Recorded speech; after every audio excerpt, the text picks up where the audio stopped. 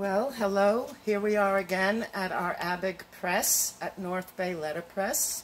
And I have Eric on the camera. And I'm going to show you today the parts of an etching press. This press is a direct drive press, meaning that the roller is moving with the spokes of the wheel that you're pulling, and you're responsible for the pressure and pushing through the print.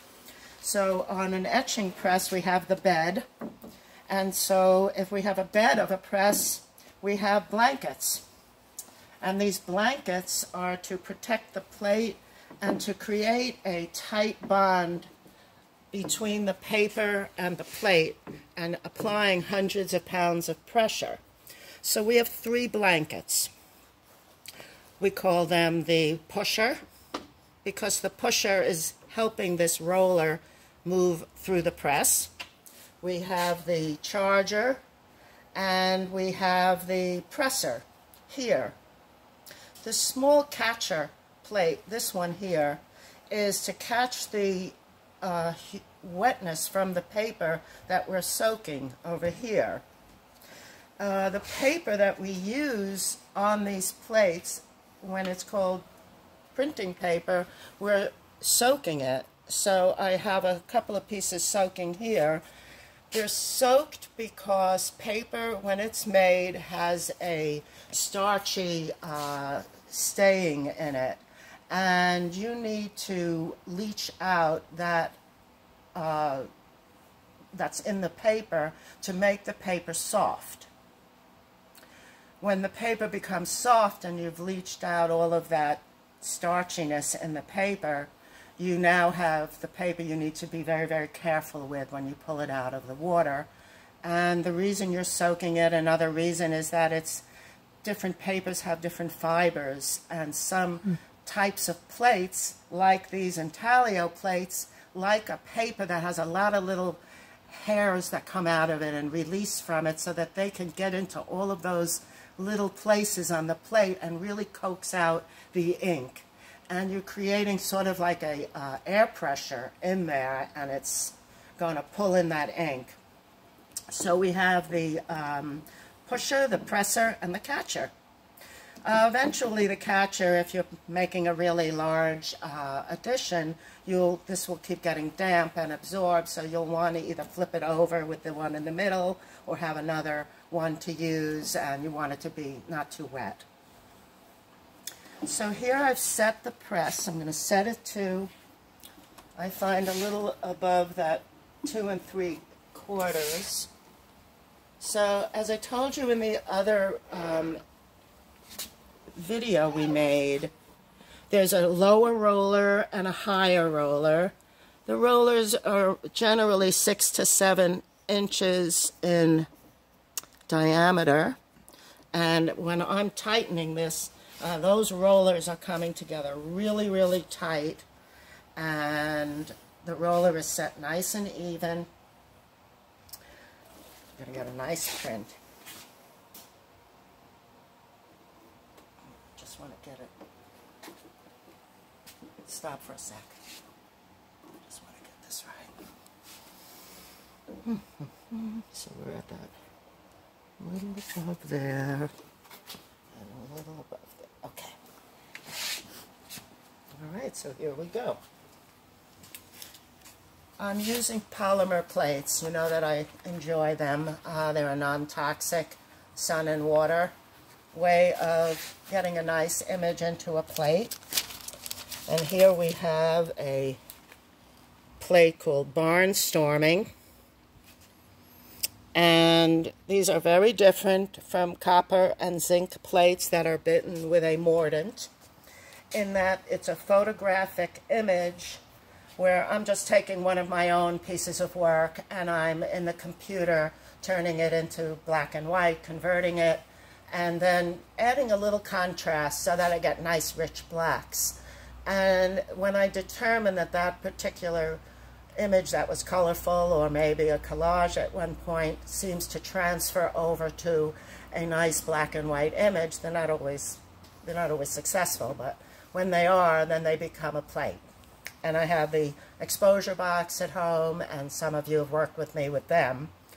When the image comes into the plate, unlike a zinc or a copper plate, this is a very shallow, very skinny plate. And the depth, there's not a whole lot of depth to go. So the trick is not to ink and wipe the plate too much. You want to leave the ink into these little crevices. On a metal plate that you've worked with a mordant creates a burr on the side of the lines, and that little burr on the side holds the ink in differently, so the inking process is a little bit different. So here we have, I'm using Cranfield inks that I love. They're water soluble. I've added a little tack reducer, and this is a method of running across the surface of the plate with the ink, and I want to get it into all different angles and get a nice coverage. And then I use these, I'm on a magnetic base here that holds the plate. Helps me in the inking, and then I'm just going to move around the ink, and it looks like I'm pressing hard, but I'm really not.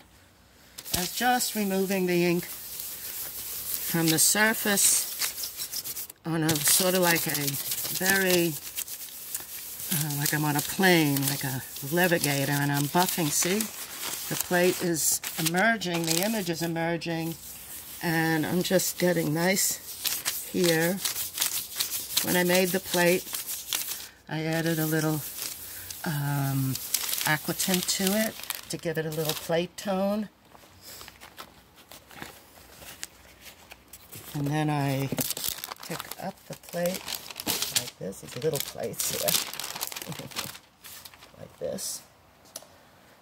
And I take an extra cloth and I clean the edges so we have a nice clean print.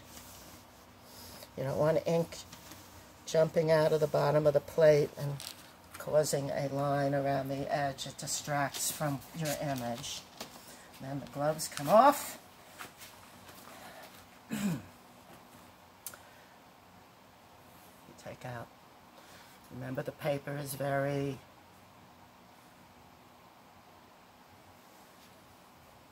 like a baby.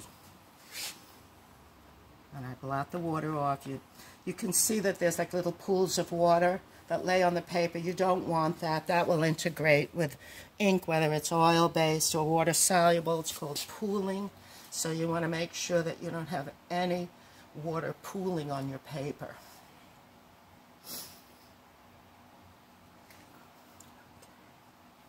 I didn't bring my little horsehair brush to clean the paper. But now I'm going to take the plate.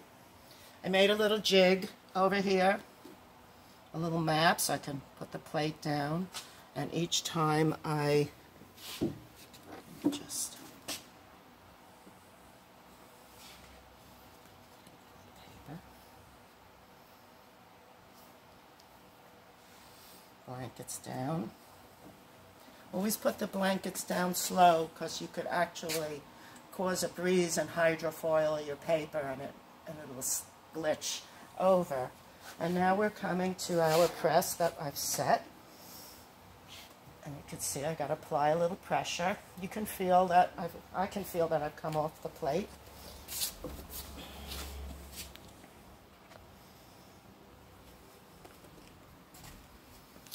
And there is an intaglio etching.